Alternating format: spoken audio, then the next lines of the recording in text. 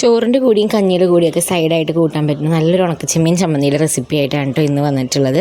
വളരെ എളുപ്പത്തിൽ നമുക്ക് ഉണ്ടാക്കാൻ പറ്റും. അതിനായിട്ട് നമ്മൾ ചീഞ്ചട്ടി ചൂടാക്കിയിട്ട് അതിലേക്ക് നന്നായി കഴുകി വൃത്തിയാക്കി വെച്ചിട്ടുള്ള ഉണക്കച്ചെമ്മീൻ ചേർക്കാം. അപ്പോൾ ഇതിങ്ങനെ പൊടി പോലത്തത് കിട്ടും. അല്ലെങ്കിൽ വലുതാണെന്നുണ്ടെങ്കിൽ അതിൻ്റെ തലി ഒന്ന് മുറിച്ച ശേഷം നമുക്ക് അതിലേക്ക് ഇടാം കേട്ടോ.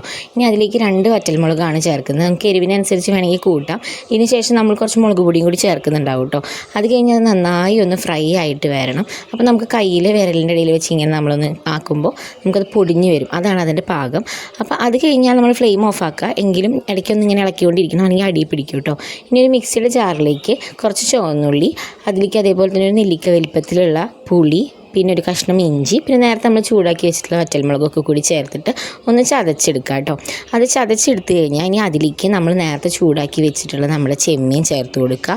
അതേപോലെ തന്നെ ഞാൻ അരമുറി തേങ്ങയാണ് ഇതിനെടുക്കുന്നത്. നിങ്ങൾക്ക് തേങ്ങയുടെ അളവ് കൂട്ടി കുറയ്ക്കുകയൊക്കെ നിങ്ങളുടെ ഇഷ്ടത്തിന് വേണമെങ്കിൽ ചെയ്യാം കേട്ടോ. ചെമ്മീൻ്റെ ടേസ്റ്റാണ് നിങ്ങൾക്ക് മുന്നിട്ട് നിൽക്കേണ്ടതെന്നുണ്ടെങ്കിൽ ചെമ്മീൻ കൂടുതലെടുക്കാം. തേങ്ങയുടെ ടേസ്റ്റാണ് വേണ്ടതെന്നുണ്ടെങ്കിൽ തേങ്ങ കൂടുതലെടുക്കാം. ഇനി അതിലേക്ക് ഉപ്പ് ചേർക്കണം. അതുപോലെ തന്നെ നമ്മുടെ എരിവിന് പാകത്തിന് മുളക് പൊടിയും കൂടി ചേർത്ത് കൊടുക്കാം. ഇനി അതൊക്കെ കൂടിയിട്ട് നന്നായിട്ട് ഒന്ന് മിക്സ് ചെയ്ത് കൊടുക്കുക കേട്ടോ. എല്ലാ ഭാഗം കൂടി ഒന്ന് ഒരുമിച്ച് അത് അരഞ്ഞ് വരാൻ വേണ്ടിയിട്ടാണ്. അത് കഴിഞ്ഞിട്ട് നമുക്ക് വെള്ളം ചേർത്തിട്ട് വേണമെന്നുണ്ടെങ്കിൽ നമുക്കിങ്ങനൊരു പാകത്തിലാക്കാം. ഇല്ലെങ്കിൽ ഇങ്ങനെ പൊടി പോലെ മതിയെങ്കിൽ അങ്ങനെ ആക്കാം കേട്ടോ. അപ്പോൾ നമ്മുടെ എളുപ്പത്തിൽ നമ്മുടെ ചെമ്മീൻ ചമ്മന്തി റെഡി ആയിട്ടുണ്ട്.